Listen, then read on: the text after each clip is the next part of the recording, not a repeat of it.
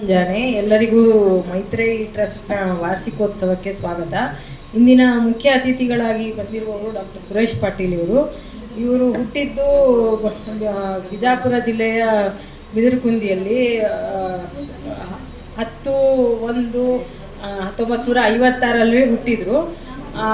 ಅವರ ಬಾಲ್ಯ ಎಲ್ಲ ಮುದ್ದೇಬಿಹಾಳದಲ್ಲಿ ಶಾಲೆ ನಡೆಸಿ ಮುಂದೆ ಕರ್ನಾಟಕ ವಿಶ್ವವಿದ್ಯಾಲಯದಲ್ಲಿ BA ಪದವಿ, ನಂತರ ಬೆಂಗಳೂರು ವಿಶ್ವವಿದ್ಯಾಲಯದಲ್ಲಿ MA ಪದವಿಯನ್ನು ಪಡೆದಿದ್ದಾರೆ. ಇವರು APS ಕಾಲೇಜ್, ಈ ಕಾಲೇಜಿನಲ್ಲಿ ಪ್ರಾಧ್ಯಾಪಕರಾಗಿ 2016ರವರೆಗೂ ಕೆಲಸ ನಿರ್ವಹಿಸಿದ್ದಾರೆ. ಸುಮಾರು 15 ಕಾದಂಬರಿ ಕಥೆಗಳು ಎಲ್ಲ ಬರೆದಿದ್ದಾರೆ. ಇತ್ತೀಚೆಗೆ ಇವರು ಬರೆದ ಶ್ರೀ ಮಧ್ವಾಚಾರ್ಯರ ಕುರಿತಾದ ಸನ್ನಿಧಿ ಅಂತ ಕಾದಂಬರಿ. ವಿಶೇಷ ಏನು ಅಂತಂದರೆ, ಮಧ್ವಾಚಾರ್ಯರ ಬಗ್ಗೆ ಆಧ್ಯಾತ್ಮಿಕವಾಗಿ ಬೇಕಾದಷ್ಟು ಕೃತಿಗಳು ಬಂದಿದೆ. ಕಾದಂಬರಿ ರೂಪದಲ್ಲಿ ಬಂದಿರೋ ಅಂಥ ಮೊದಲ ಇದು ಅಂತನ್ನೋದು ಅವರ ಇದು. ಕೇಳಿಸ್ತೀನಿ? ಇಲ್ಲ, ಪರವಾಗಿಲ್ಲ. ಇದರ ಜೊತೆಗೆ ಅನೇಕ ಕಾರ್ಯಕ್ರಮಗಳಲ್ಲಿ ದಾಸರ ಬಗ್ಗೆ ಎಲ್ಲ ಕನ್ನಡ ಪ್ರಾಧ್ಯಾಪಕರಾಗಿರೋದ್ರಿಂದ ಕನ್ನಡದ ವಿಷಯಗಳಲ್ಲದೆ ಹರಿದಾಸ ಸಾಹಿತ್ಯದ ಬಗ್ಗೆ ಕನ್ನಡ ಸಾಹಿತ್ಯ ಪರಿಷತ್ತಿನ ಅಧಿವೇಶನಗಳಲ್ಲಿ ಮುಂತಾದ ಕಡೆಗಳೆಲ್ಲ ತಮ್ಮ ಪ್ರಬಂಧಗಳನ್ನು ಮಂಡಿಸಿದ್ದಾರೆ.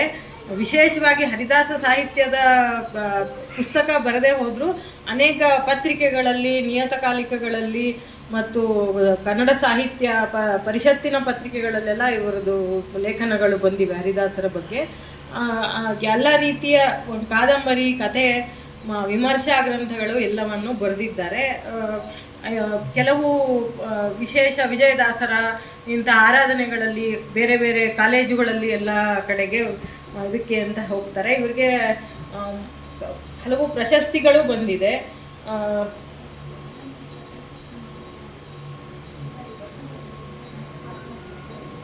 ಇವರ ಮೊದಲ ಕಾದಂಬರಿಗೆ 80ರಲ್ಲಿ ಹೆಜ್ಜೆ ಮೂಡಿದ ಹಾದಿ ದೇವರಾಜ ಬಹದ್ದೂರ್ ಪ್ರಶಸ್ತಿ ಬಂದಿದೆ.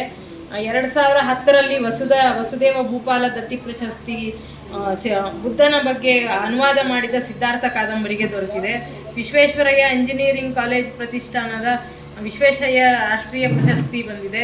20ನೇ ಸಾಲಿನಲ್ಲಿ ಕನ್ನಡಕ್ಕೆ ಮಾಡಿದ ಸೇವೆ ಸಲುವಾಗಿ ಕನ್ನಡ ಸಾಹಿತ್ಯ ಸಮ್ಮೇಳನದಲ್ಲಿ ಸನ್ಮಾನಿಸಿದ್ದಾರೆ. ಬುದ್ಧ ಬಸವ ಗಾಂಧಿ ಟ್ರಸ್ಟ್ನಿಂದ ಸನ್ಮಾನಗಳನ್ನು ಪಡೆದಿದ್ದಾರೆ. ಕನ್ನಡ ಸಾಹಿತ್ಯ ಪರಿಷತ್ತಿನ ಅನೇಕ ಸನ್ಮಾನಗಳು ದೊರೆತಿವೆ. ಪ್ರಸ್ತುತವಾಗಿ ಕೆಲವು ಇನ್ನೂ ದಾಸ ಸಾಹಿತ್ಯದ ಬಗ್ಗೆನೂ ಕೆಲವು ಪುಸ್ತಕಗಳನ್ನು ಬರೆಯುವ ತಯಾರಿಯಲ್ಲಿ ಇದ್ದಾರೆ.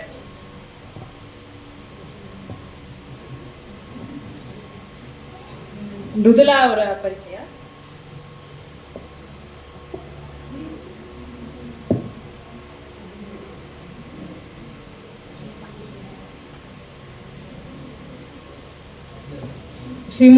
ಶ್ರೀಮತಿ ಮೃದುಲಾ ವಿಜಯೇಂದ್ರ ಅವರು ಓದಿದ್ದು BSc, post graduation diploma computer application ಮಾಡಿದ ನಂತರ ಜಿಯಾಲಜಿಕಲ್ ಸರ್ವೆ ಆಫ್ ಇಂಡಿಯಾ ಅದರಲ್ಲಿ ಸಾಫ್ಟ್ವೇರ್ ಡೆವಲಪ್ಮೆಂಟ್ ಆಗಿ ಕೆಲಸ ಮಾಡಿದ್ದಾರೆ. ಆಮೇಲೆ ನಂತರ 1 ವರ್ಷ ಕಂಪ್ಯೂಟರ್ ಇನ್ಸ್ಟಿಟ್ಯೂಟ್ನಲ್ಲಿ ಕಂಪ್ಯೂಟರ್ ಶಿಕ್ಷಕಿಯಾಗಿ ಮಂಗಳೂರಿನಲ್ಲಿ ಕೆಲಸ ಮಾಡಿದ್ದಾರೆ. ಆಪ್ಟ್ರಾನ್ ಕಂಪ್ಯೂಟರ್ ಸಾಫ್ಟ್ವೇರ್ ಡೆವಲಪ್ಮೆಂಟ್ ಮತ್ತು ಟೀಚಿಂಗ್ ವಿಭಾಗದಲ್ಲಿ ಕೆಲಸ ಮಾಡಿದ್ದಾರೆ. ಮುಂದೆ ಅವರು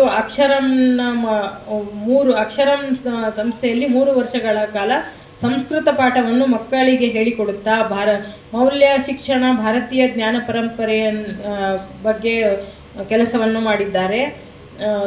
ಮೌಲ್ಯ ಈ ಸಂವಿತ್ ಫೌಂಡೇಶನ್, ರಾಷ್ಟ್ರೋತ್ಥಾನದ ಸಂವಿತ್ ಫೌಂಡೇಶನ್ನಲ್ಲಿ ನಡೆಯುತ್ತಿದ್ದ ಮೌಲ್ಯ ವರ್ಧಿತ ಶಿಕ್ಷಣ ಇದರಲ್ಲಿ ಪ್ರಮುಖರಾಗಿ ಕೆಲವು ಪಠ್ಯಗಳನ್ನೆಲ್ಲ ತಯಾರು ಮಾಡಿ ಅಲ್ಲಿಂದ ಅದು ಪ್ರಕಟ ಆಗದೇ ಇರೋ ಕಾರಣ ಸ್ವಂತದ್ದೇ ಒಂದು ಪ್ರಮೇಯ ಶಿಕ್ಷಣ ಅಂತ ವೆಬ್ಸೈಟ್ ಮಾಡಿ ಅದರ ಮೂಲಕ 1ರಿಂದ 10ನೇ ತರಗತಿ ಮಕ್ಕಳಿಗೋಸ್ಕರ ಕೆಲವು ಪಠ್ಯಗಳನ್ನು, ರಾಮಾಯಣ ಮಹಾಭಾರತ ಆಧಾರಿತ ಮೌಲ್ಯವರ್ಧಿತ ಶಿಕ್ಷಣದ ಕೆಲವು ಕಥೆಗಳನ್ನು ಹೊಸದಾಗಿ ವೆಬ್ಸೈಟ್ ಮಾಡಿದ್ದಾರೆ. ಅದರ ಲೋಕಾರ್ಪಣೆ ಮುಂದಿನ ತಿಂಗಳಲ್ಲಿ ಆಗಲಿದೆ. ಇದನ್ನು ಬಿಟ್ಟು ವೇದಾಂತ ಕ್ಷೇತ್ರದಲ್ಲಿ ಜ್ಞಾನ ಪ್ರಸಾರ ಮಾಡುತ್ತಾ ದ್ವೈತ ವೇದಾಂತ ಗ್ರಂಥಗಳು, ಭಗವದ್ಗೀತೆ, ಉಪನಿಷತ್ತು, ರಾಮಾಯಣ, ಮಹಾಭಾರತ, ಭಾಗವತ, ತರ್ಕ ಸಂಗ್ರಹ, ಪ್ರಮಾಣ ಪದ್ಧತಿ, ನ್ಯಾಯಶಾಸ್ತ್ರ ಗ್ರಂಥಗಳ ಪಾಠ ಮತ್ತು ಪ್ರವಚನಗಳನ್ನು ಮಾಡುತ್ತಾರೆ. ಪ್ರತಿ ವಾರ ಇವರು ಶನಿವಾರ ಮತ್ತು ಭಾನುವಾರ ರಾಮಾಯಣ ಮತ್ತು ಮಹಾಭಾರತ ತರಗತಿಗಳನ್ನು ಒಂದು 3-4 ವರ್ಷದಿಂದ ನಿರಂತರವಾಗಿ ಮಾಡ್ಕೊಂಡು ಬಂದಿದ್ದಾರೆ.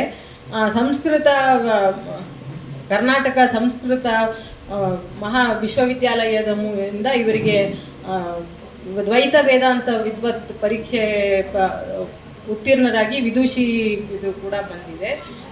ಸದ್ಯದಲ್ಲಿ ಅಖಿಲ ಭಾರತೀಯ ಸಾಹಿತ್ಯ ಪರಿಷತ್ತಲ್ಲಿ ಸ್ವಾಧ್ಯಾಯ ಪ್ರಕಾರ ಅಂತ ಹೇಳಿ ಒಂದು ಮೂಲ ಗ್ರಂಥಗಳ ಅಧ್ಯಯನದ ಒಂದು ಪ್ರಕಾರ ಇದೆ. ಆ ಪ್ರಕಾರದಲ್ಲಿ ಬೆಂಗಳೂರು ಮಹಾನಗರಕ್ಕೆ ಪ್ರಮುಖರಾಗಿ ಕೆಲಸ ನಿರ್ವಹಿಸುತ್ತಿದ್ದಾರೆ.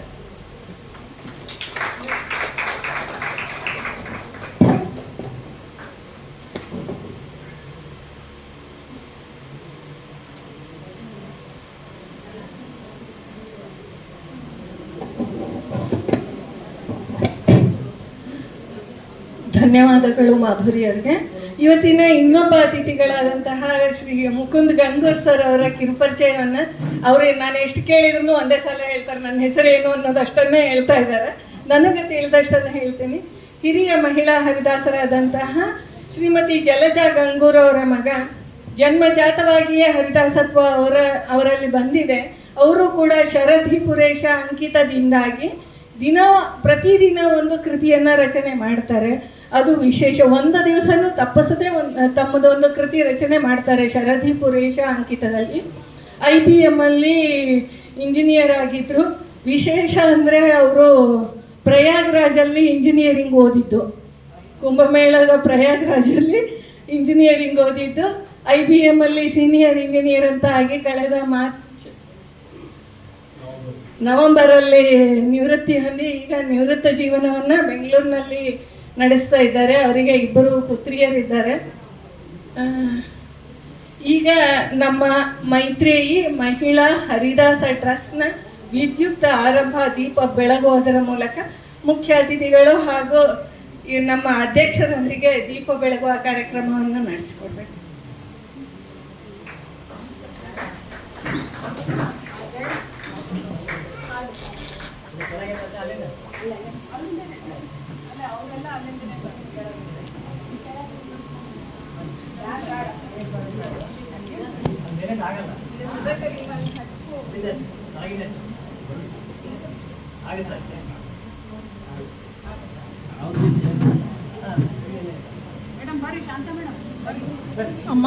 ಅಮ್ಮ